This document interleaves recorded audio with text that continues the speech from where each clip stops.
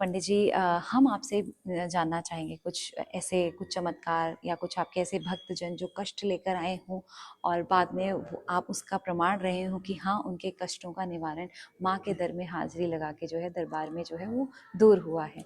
ऐसे तो बहुत से मतलब किस्से हैं, लेकिन एक प्रत्यक्ष जो मुझे लगा जी। कि एक बार, ये पिछली नवरात्रि की बात है। हम्म। तो एक भक्त आते हैं, वो चंडीगढ़ से आते हैं। जी। तो उन्होंने वो आए थे अपनी समस्या लेकर। तो कह रहे थे, पंडित जी मेरे बेटे की शादी है और हमने पैसा भी दे दिया है, बहुत कुछ मतलब सारी बुकिंग कर दी है दिल्ली के अंदर, और लेकिन अब जो है लड़के वाले टाल मटोल कर रहे हैं, क्या अच्छा। किया जाए। रो रहे थे। पुरुषों का अधिकतर वैसे रोना आता नहीं, लेकिन वो रो रहे थे। तो मैं कहा, ऐसा करिए, आप माता से अरदास करिए, अपना एक मन्नत का धागा बांधिए। और मैंने कुछ उपाय बताए उन्होंने, कि मैंने कहा ये उपाय करिए, घर में एक माता के नाम का नारियल रखिए, उसमें मन्नत बोल के जो भी आपकी इच्छा है माता से प्रार्थना कीजिए, जोत लगा के, हे माँ, अगर मेरा ये काम बन गया, सुखी संपन्न हुआ, तो मैं आपके जो मेरी मन इच्छा होगी या जितना मेरा सामर्थ्य होगा उस हिसाब से मैं आपका जी। सेवा करूंगा, या जो कुछ भंडारा वगैरह करूंगा। जी। जी। तो उस नवरात्रि के बाद 1 महीने बाद वो फिर वापस आए।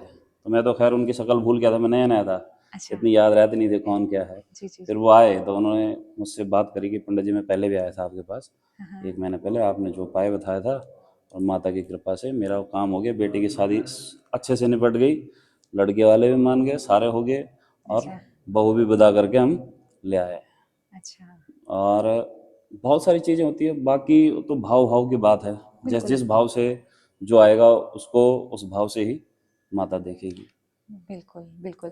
तो देखिए, ऐसा नहीं है कि आपको प्रमाण ही चाहिए होता है, पर हाँ, जिन्होंने साक्षात उस माँ के जो है चमत्कार को देखा है, वो ज़रूर जग में उसके बारे में बताते हैं। और हम भी अपने चैनल के माध्यम से, जो अगर किसी का कष्ट दूर हो पाए, कोई अपने जो किसी भी प्रकार के शारीरिक या मानसिक कष्टों से जूझ रहा है, अगर वो माँ के दर पे आता है और उसके वो कष्ट निवारण जो है वो होते हैं, तो हम स्वयं अपने आप को सौभाग्यशाली मानते हैं कि चलो, हमने एक कुछ कह लीजिए पर 0% या 1% हमारी मेहनत सफल हुई और आप लोगों के जो कष्ट हैं वो दूर होते हैं। तो यही हम अपने चैनल के माध्यम से सबको जानकारी देते हैं।